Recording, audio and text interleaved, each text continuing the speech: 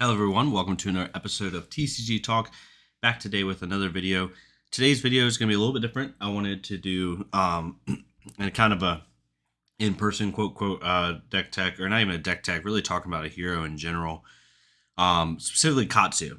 I know I have the Briar playmat. Really funny talking about Katsu with the Briar playmat, but I love this playmat, so just keeping it here. But yeah, for me, Katsu is the first hero I ever played with.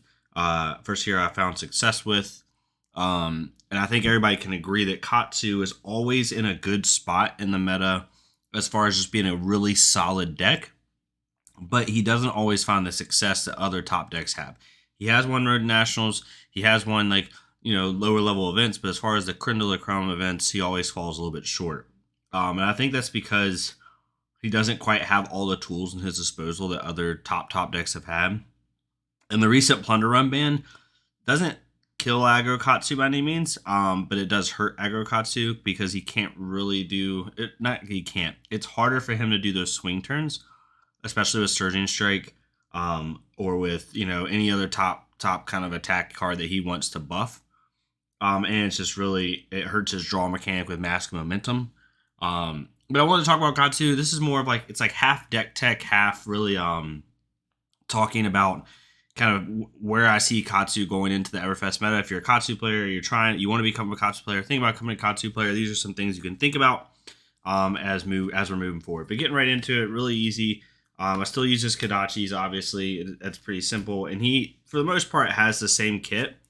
I run Heart and Cross Strap. A lot of people run Tunic, and that's perfectly fine. If you're running like a control-based Katsu, or you're running a Katsu that is more mid-rangey, then I think Tunic's better, but I like Heart and Cross Strap because I can get off my Surging Strikes for free, or my Command and Conquers, or even some other cards I'm going to talk about here in a minute.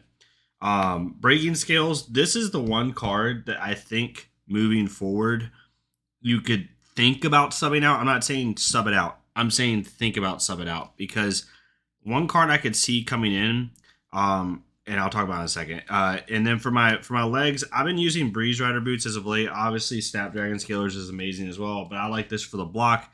And for Snapdragon Scalers, I'm noticing the only time I really use it is in really weird situations where at the end of a chain, I don't know.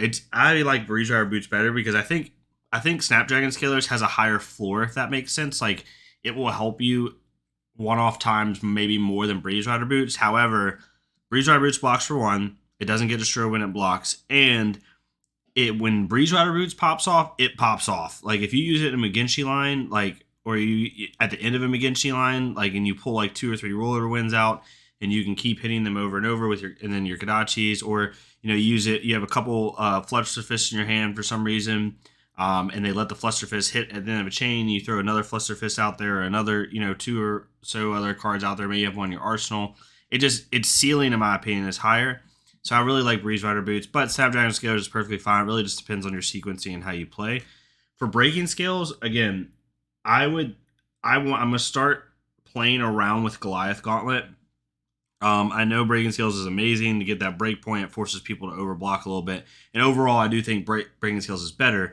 I'm just trying to think of new ways to work with Katsu, because right now I think everybody does Katsu kind of the same way. Everybody just kind of subs out 1 or 2 cards, and it doesn't really improve him. It's just like, I'm at this level with Katsu, you're at this level with Katsu. We have 2 or 3 difference in cards, but really we play the same for the most part. And I'm just trying to think of new ways going into Everfest. I know he's going to get some new cards that's really going to help. But Goliath Gauntlet is something I'm going to try out overall. And then I run the Null Rune Suite, obviously, with his equipment. So that's his equipment. Pretty standard for the most part. Most Katsus don't really change up their equipment too much. Like I said, Breeze Rider boots, Snapdragon Scalers are kind of the biggest variation you're going to see. Whether or not you do aggro or mid-range or control like Ninja Turtle Katsu, which one's more viable right now, I think there's not an answer for that. And I think that's a great thing. The game's in a healthy state now with Briar getting nerfed a little bit. That yes, Oldheim's a really good deck. Yes, Lexi's a really good deck. I think right now, I think Prism's going to come back being a really good deck. But overall, I think you can play Katsu a couple different ways because there's not one that's really going to favor you more than the other. The first thing we're going to talk about with Katsu is his lines, his combo lines, which is the most standard thing for Katsu. I don't think it's ever going to change. You have his Surging Strike line, which for anyone that's not aware, It's Surging Strike to Whelming Gust Wave to McGinty Release to Lord of Wind. So prior to this, I was different than a couple Katsus, and I did not run the yellow Surging Strikes. I just ran red to Whelming to 2 McGinty's and then 3 Lord of Winds. I didn't like the yellow Surging Strike because if I don't have my Heart and Cross Strap, I basically have to pitch a blue to only attack for 4, which with anyone that has any decent equipment, they're just going to block it. So now I just use 2 resources for basically a pretty crappy attack. That's just my opinion. A lot of people run the yellows. People that have won events have run the yellows, and I get it. I personally just don't like the yellows. But with Plunder Run being subbed out, you could probably replace the yellows, and maybe they're worth it now that there's no Plunder Run. But the Surging Strike line is pretty simple. This is the line you want to present the most, and I think with Plunder Run being gone, you need to try to present the McGinty line a little bit better or a little bit more than usual. So the yellow ones might be more viable. The next line that's really common is a leg tap line. I run 3 red leg taps, and then I run 2 rising knee thrusts. I don't want to see this card unless it's for combo, so I typically don't want to run 3 of them. And then I run 1 blackout kick and 1 hurricane technique. Blackout kick's amazing. If you hit it in the line, it hits for 7. And like I said, the reason I like Breeze Rider boots is for stuff like this. So let's say you have no leg tap, right? Kadachi, rising knee thrust, or whatever. They don't want to block a 3-card cost card, but let's say they let it hit, right? It's kind of a waste for them to block a rising knee thrust, but you have a blackout kick in your hand. Maybe you pop Breeze Rider boots to then hit blackout kick for 7, right? It just allows you to, or hurricane technique for 5 with go again, and it can go back in your hand, right? So there's just ways that Breeze Rider boots can kind of throw your opponent off guard, whereas with Snapdragon Scalers and Katsu, I feel that Snapdragon Scaler is a little bit easier to telegraph, whereas Breeze Rider boots, you're not 100% sure. But there's a leg tap line. Sorry, got off topic a little bit, going back to the Breeze Rider boots. But so you have Surging Strike line, you have the leg tap line. Then you have 2 other lines that I think are maybe useful. I use them, and I have found success with them. I'm not saying like wide, crazy success. You determine if it's worth it for you. Some people will run the Soul Beat Strike, right? But they don't run Crane Dance. Some people will run 1 Crane Dance. You'll see some people do it. And the reason I like to run it is, 1, it throws people off a little bit. Crane Dance is almost impossible to block for the most part because of its effect. Excuse me. And then if you run Crane Dance when you go to your blues, right, then you can start, trying to implement Find Center into that, which is really good, especially against like Viscerai. This card is stupid. It will block all of his rune chants the next turn. His Arcane is pretty much useless. It blocks 1 instance of all damages for the next basically 2 turns for the most part. And because it creates a Zen State token. The Zen State token is what blocks the damage, not the Find Center. But this line overall is really good. So I try to keep 1 Crane Dance in my setup. You can choose not to or choose to if you want, but it's really good to go search for it, especially if you have maybe a Soul Beat Strike in your Find Center in the hand, but you don't have Crane Dance. It's really good. And we'll get into why I think we can make Soul Beat Strike a little bit more powerful later. Same thing with Torrent Tempo. I only run 2 of these. And most people don't run the Rushing River. The reason I like the Rushing River, if you can somehow pair these together, is Rushing River reads, if it hits, you draw X cards and then put X cards back in your hand on top of your deck in any order, where X is the number of attacks that have hit this combat chain. So if you like Kadachi, let's say they block the second Kadachi, then you Torrent Tempo and the Rushing River, odds are you probably hit 3 chain links that turn. So you can basically like swap out cards out of your hand, right? You probably have 2 cards left in hand, especially if you had 1 in Arsenal. And you basically can like do a hand reset at the end of your hand and maybe Arsenal a better card or something like that. I'm not saying it's 100% going to work every time, but it's something to think about, especially, again, Plunder Run. Katsu's ratios are normally so tight that taking out 3 cards actually leaves room a lot for interpretation and doing other things. So it's not exactly like the strongest one. This is probably the least strongest of all his lines, but it's an option you can think about if you want to try to throw your opponent off. Katsu's been out a long time. People have memorized his lines, so kind of putting in more unconventional ones might prove useful for you. But his lines right there are pretty normal, so that makes up a good half of my deck or close to it, maybe a little bit less than half. So now we're getting into, for Katsu, his blues. We'll go into blues next. I originally, for aggro, I run a more aggro-based build, and I was running originally 13 blues, and what I felt that was like now with the Plunder run being gone, I think you're gonna have to go more to the mid-rangey Kadachi style, like not full Ninja Turtle or Control by any means, but you're going to have to do more with his blues. So and being able to, or his Kadachis. So you need more blues for that. So I switched to 15 blues. I run one fine center. I run two whelming gust waves because I want to try again. It's not ideal, but present the McGinty line if I can. I run three red flusterfists or blue flusterfists, excuse me. That they hit for two, but mostly it's a block three pitch. Rising knee thrust, obviously, to go with the leg tap line. And then I run soul beach strikes for 3, 6, 9, 10, 11, 12. And then I run three more blues, and I put the 12 in here on purpose because my last three blues, I typically, it looks a little weird. But I typically run a 2 block for these. You can run Crane Dance as your last three blues, and that's very viable.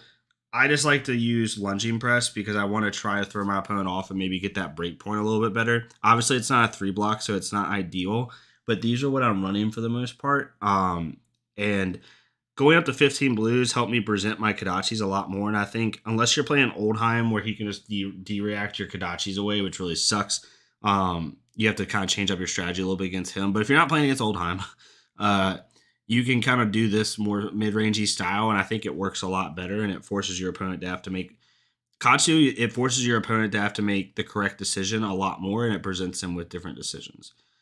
For your blues, if you're wanting to run a more aggro kind of proactive style, which can work, like if you have a high aggro matchup, you could think about subbing out maybe your Rising Knee Thrust blues, right? I would keep your fine center and then sub out your Whelming Gust Wave blues. So you sub out 5 blues. And then I would put in Captain's Call, which looks a little weird at first, but a lot of like high aggro Katsu matchups have ran it. I think Tyler Broughton ran it in his. Basically, it gives any card, like if you have to use this to like actually play the card, it can give any card in your deck pretty much +2 attack or give it go again, which is really good to kind of create that pressure. And then for 2 other blues, I'll run Head Jab line. Not ideal, but you can run it to just try to push through a little bit more damage or like get a Katsu trigger going on. Maybe they fully blocked out, or you just present a blue head jab. No one really wants to block a blue head jab, and then it can help you go search for a Fluster Fist or search for a Pounding Gale or something like that. But I typically don't run those right now. I'm running more the 3 block because if I'm going to run mid range, that means I'm going to want to block a little bit more. So I still do, yes, run the 2 Whelming Gust Waves and the 3 Rising Knee Thrust. So 15 blues all in all, and it does a lot better for me. I'm presenting my Kadachis a lot more and forcing my opponent to make a lot more better decisions. So like I said, we've gone over the lines and we've gone over the blues. So now we get into kind of like where the adaptations come in, or where like the alterations come in for decks. For me, right now, I'm running 3 Fluster Fists. Obviously, you want to try, it's a 0 cost card. You want to try to present that as much as possible. You can go search for it. And I run 2 Pounding Gales. You could run 3 Pounding Gales if you want. 1 for 5 is fantastic, especially in a mid-range build. Just depends on your ratios. But I definitely would run those. For my non-attack actions, I now run, because Plunder Run's gone, I now run 3 Ancestral Empowerments. I used to run only 2, but now I run 3. And then I run 3 Razor Reflexes, which are also really good. So these are kind of the other ones that I run, kind of just to try to push through some damage. Pounding Gale into a Razor Reflex. Now all of a sudden your Pounding Gale has go again. And or a Fluster Fist and stuff like that. Ancestral Empowerment works with them as well. Just really solid cards as a whole.